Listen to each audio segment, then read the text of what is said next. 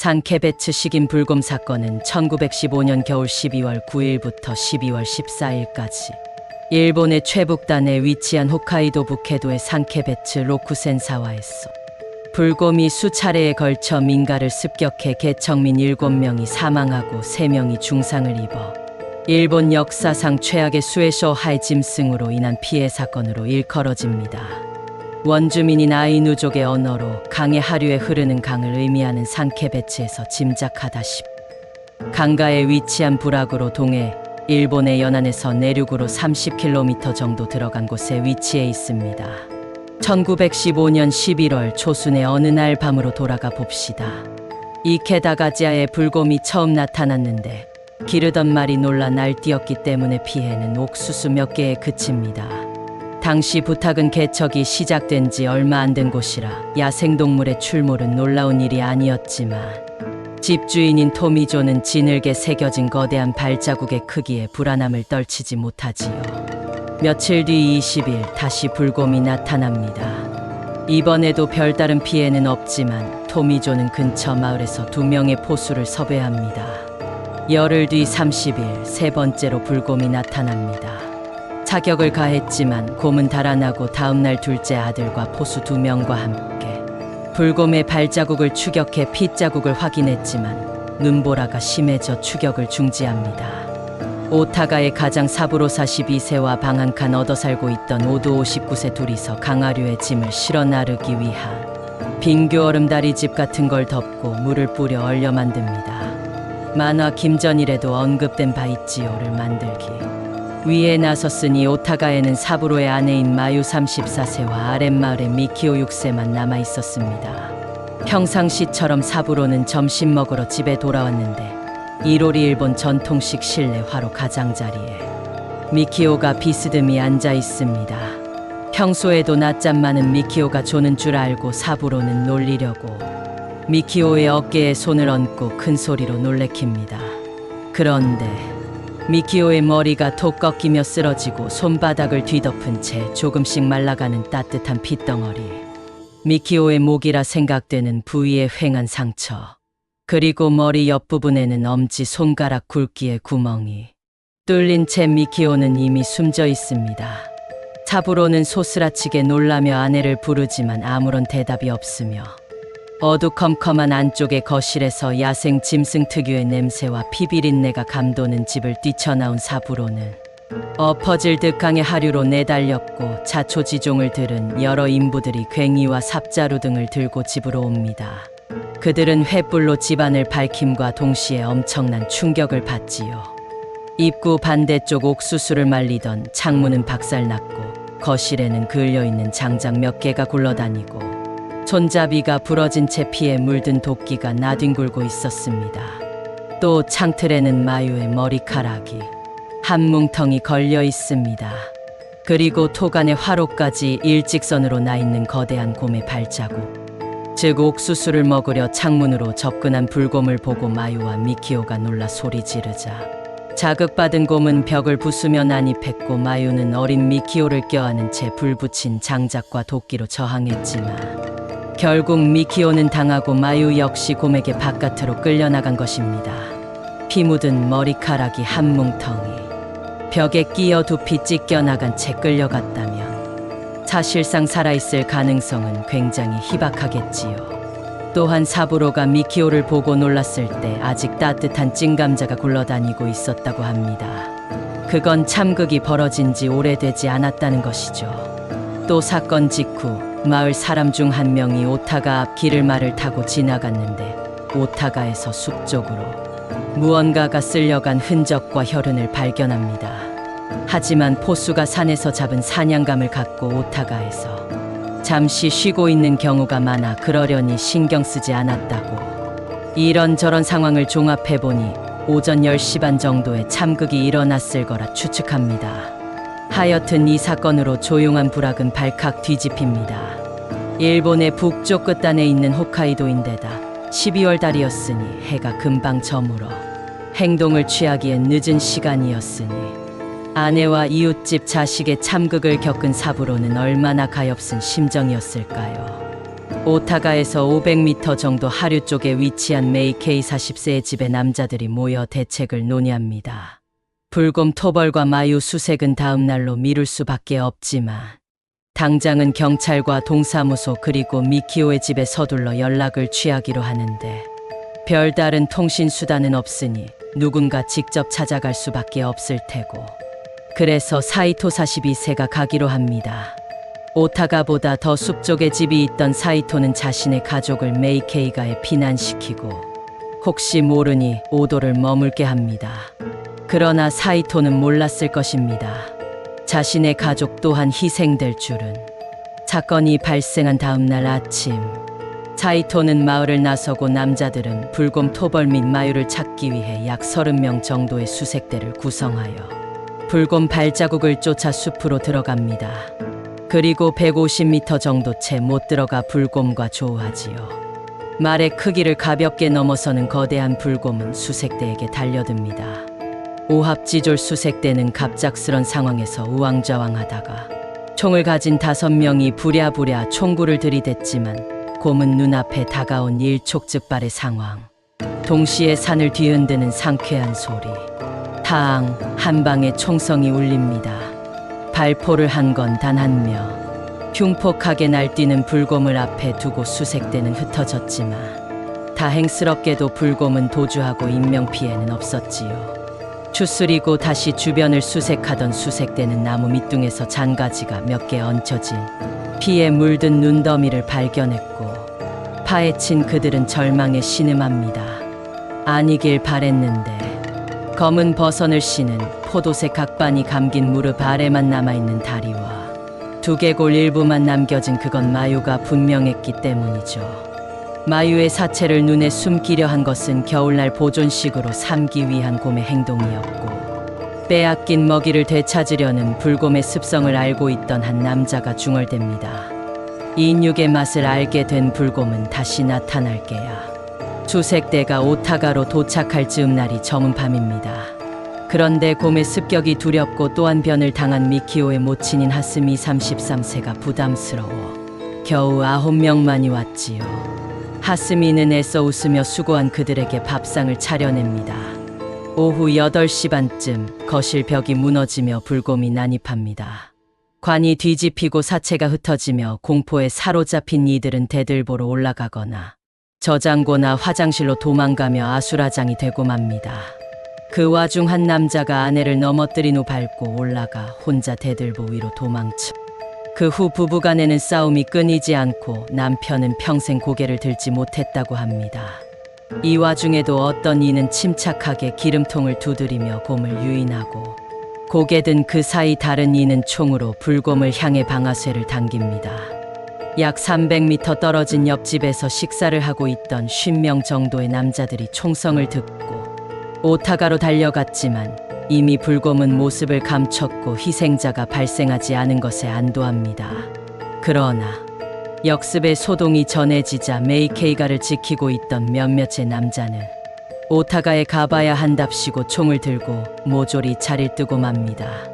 남자래봐야 겨우 늙은 오도 59세 한 명만 남았으니 메이케이가에 피난해 있던 여자와 아이들은 두려움에 떨며 밤을 기다리고 있는데 정작 오타가의 역습에 실패하고 총에 맞아 폭주한 불곰은 산길을 돌아 메이케이가로 향하고 있습니다. 오타가에서 불곰이 도망친 지 20분도 지나지 않은 8시 50분경 막 돌진하지도 않은 아기를 업은 메이케이의 아내 야요 34세는 수색대의 야식을 준비하고 있었는데 지축을 뒤흔드는 울부짖음과 함께 벽을 부수고 나타난 불곰 앞에서 얼어붙습니다. 곰의 침입으로 솥이 뒤집히며 화롯불이 꺼진 집안은 암흑천지. 그 어딘가에 피비린내를 풍기는 불곰. 야요는 집 밖으로 도망치려다 공포에 놀라 다리에 매달린 둘째 아들 때문에 순간 휘청거렸고 그 틈을 타 불곰이 달려듭니다. 그리고 불곰은 야오의 등에 엎여 씻던 1살 배기의 아기를. 이 부분은 차마 묘사안합니다. 그리고 불곰은 야요의 머리를 물었는데 오도는 도망치려 대문간으로 달려가다 문에 쿵 부딪히자 불곰은 야요를 놓고 오도에게 달려듭니다. 그 틈에 야요는 다시 아이들을 데리고 정신없이 탈출하지요. 곰은 오도가 숨은 가구를 부수고 오도의 허리를 물고 공중에 흩뿌립니다. 오도가 축 늘어지자 죽진 않은 곰은 다시 집 안으로 들어가서 메이케이가의 셋째 아들 3세과 사이토가의 넷째 아들 3세를 일격에 발겨 죽이고 사이토가의 셋째 아들인 이와오 6세를 산채로 뜯기 시작합니다. 이 피비린내 나는 사륙의 현장에서 자식이 숨 넘어가는 절명과 물어뜯기고 있는데 창고에 숨어있던 사이토의 아내 34세는 과연 어땠을까요? 그녀 역시 곧 불곰에게 끌려 나오고 당시 임신한 상태였던 그녀는 배만은 찢지마 절규하며 반항하지만 결국 한편 곰의 역습을 물리치고 의기양양하게 강하류로 향하고 있던 수색대 일행은 메이케이가 쪽으로부터 밤하늘을 울리는 비명과 절규를 듣고 서둘러 달려옵니다. 그리고 중상을 입은 야요를 만나 메이케이가에서 무슨 일이 일어났는지를 듣게 되고 또한 집 밖에서 옆구리에 중상을 입은 채 혼절한 오도를 찾아 보호하며 메이케이가를 포위합니다. 하지만 암흑천지가 된 집 안에서 물어뜯고 뼈를 깨부수는 소리, 간간히 사이토 아내의 신음소리가 들려오는 이 참혹한 현장에 그 어느 누구도 섣불리 다가가질 못합니다. 인명을 포기하고 집에 불을 지르고 튀어나오면 일제히 사격을 가하자는 의견 등이 나왔지만 야요는 아이들이 아직 살아있을 거라며 필사적으로 반대하지요. 그래서 일행은 두 그룹으로 나눠 한쪽 10명은 입구에 총구를 겨눈 채 대기하고 나머지는 집 뒤쪽으로 조심스럽게 접근합니다.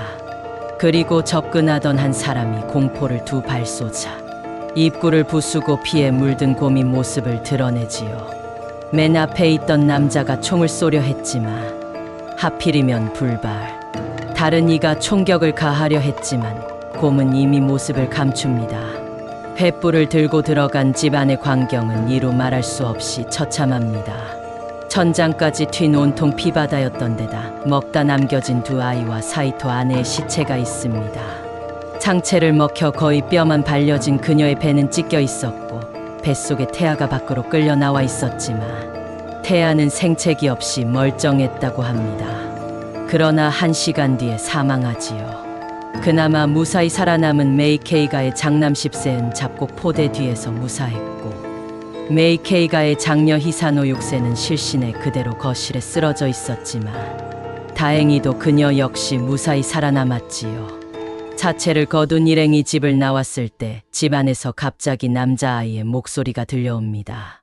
모두들 얼어붙은 사이 러일 전쟁의 참전군인 출신 홀로 집 안으로 들어가 거적 아래에 숨어있던 이와오를 발견해 데리고 나옵니다. 그러나 어깨와 가슴을 물어뜯기고 왼쪽 널쩍 다리에서부터 궁둥이는 뜯어먹혀 사람의 형체라 볼 수 없던 이와오는 모친 다케의 참사를 알지 못한 채 엄마 저 곰 쫓아주세요 외치다 20분 뒤 사망합니다. 그렇게 이틀간 태아를 포함해 7명이 목숨을 잃었습니다. 이처럼 곰의 습격으로 모든 주민이 집을 버리고 상케베츠 분교장으로 피난했으니 로쿠센 사와는 인기척 없이 폐허가 되어버렸습니다. 한편 가족에게 닥친 비극을 알리 없이 눈길을 내달리던 사이토는 관공서와 경찰에 보고하고 11일 마을로 돌아옵니다. 비로소 아내와 아이들의 죽음을 알게 된 그는 그대로 눈 위에 엎드려 통곡하지요. 불곰의 출현으로 로쿠센 사와가 쑥밭된 보고는 홋카이도 도청에 전해졌고 보안관은 칸 경부를 대장으로 임명하고 토벌대 조직을 지시합니다. 칸 경부는 부근 지형에 익숙한 부대장을 임명하고 근처 청년회와 소방단 그리고 지원한 젊은이 아이누족에게도 협력을 부탁하여 총과 일본도 등으로 무장한 많은 인원이 상케베츠에 모입니다. 그 전에 사망자의 검시를 위해 말썰매를 타고 급파되어 먼저 현지로 향하던 의사는 정오 무렵 산길에서 불곰의 변을 발견했는데 헤쳐보니 인골과 머리카락 그리고 소화가 덜 된 인육 등이 발견되어 두려움에 몸을 떨었다지요. 그리하여 체계적으로 구성된 토벌대와 야생의 불곰과의 전면전이 시작됩니다. 대장 칸경부를 위시한 토벌대는 먹이를 되찾으려 하는 습성을 이용해 곰을 유인하자는 작전이 제시됐지만 그 먹이란 다름 아닌 곰에게 살해당한 마을 사람들의 시신 칸 대장은 단단히 각오를 한 채 유족과 마을 사람들에게 직접 설명하였는데 그 누구 하나 의의를 제기하지 않고 조용히 그 안을 수용합니다. 그만큼 사태가 절박했다는 하나의 반증입니다. 그래서 희생자의 사체를 미끼로 불곰을 잡는다는 전대미문의 작전이 발효합니다. 메이케이가 거실에 태아를 포함한 7사체를 두고 총을 잘 다루는 7명이 대들보 위에 올라가 불곰을 기다립니다.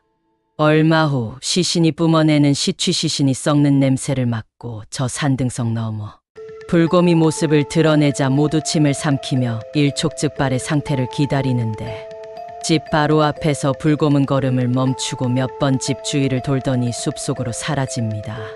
선발대는 그대로 다음 날까지 기다렸지만 불곰은 나타나지 않고 작전은 실패로 끝나지요. 곰은 마을의 빈 집들을 돌아다니면서 마구 부수며 난동부립니다. 닭을 잡아 먹기도 하고 된장이나 청어절임 등의 보존식을 뒤적거리고 옷과 침구 등을 찢어놓기도 했는데 주목할 만한 건 말은 전혀 건들지도 않고 여자가 사용하던 베개나 따뜻하게 달궈 난방용으로 쓰던 돌 등에 이상할 정도로 집착을 보였다죠. 또한 곰은 대낮에도 대담하게 인가에 들어가는 등 야생 특유의 경계심이 약해져 있었고 행동 반경이 넓어지며 강하류에까지 이릅니다. 그 사이 토벌대가 곰을 발견한 상황이 몇 번 있었는데 토벌대의 진영사 가장 취약한 점만 골라 나타난 경우였습니다. 한 번은 토벌대가 절벽을 등지고 방사형 부채꼬령으로 수색을 시작하는데 곰이 바로 절벽 위에서 나타난 것입니다. 때마침 사냥꾼 한 명이 우연히 뒤돌아보았다가 놀라서 방아쇠 당겨 곰이 도망쳤으나 만약 인육 맞들려 폭주한 곰이 뛰어내렸다며 토벌대의 전멸은 불보듯 뻔하지요. 그래서 칸 대장은 빙교에 배수진 치고 경계에 들어갑니다. 어스름녀 다리에서 경비를 맡고 있던 부대원이 강 건너편 기슭의 그루터기들에서 수상한 움직임을 눈치챕니다. 어둑한 밤이라 잘 보이지 않았지만 낮에 세워두었던 그루터기 개수보다 한 개 많고 수상한 움직임이 있다는 보고를 받은 칸 대장은 사람일지도 모른다는 생각에 직접 나서서 큰 소리로 외치지만 대답이 없습니다. 곧 칸 대장은 발포 명령을 내려 일제히 사격을 가하자 수상한 그림자는 서둘러 숲의 어둠 속으로 사라집니다. 불곰을 놓쳐 다들 아쉬움과 분한 마음을 분출했지만 칸 대장은 무언가 희망이 보이는 것 같습니다. 날이 밝자 어제 총 쏜 부근을 수사하기 시작한 토벌대는 불곰의 발자국과 혈흔을 발견합니다. 총을 맞았으니 움직임이 둔해졌을 거라 판단한 칸 대장은 이참에 서둘러 승부내기로 맘먹고 젊은 시절 생선 잡는 칼로 곰을 잡았고 명포수로 이름 날린 야마모토를 먼저 산에 보냅니다. 징갈나무에 쉬고 있던 곰은 저만치 산기슭을 오르고 있는 토벌대에만 신경을 쓰느라 바람 부는 반대 방향으로 조금씩 몰래 다가오는 야마모토의 존재를 전혀 눈치채지 못하죠. 20m 정도까지 곰에 접근한 야마모토는 겨눕니다. 탕! 첫 발은 불곰의 폐를 뚫습니다.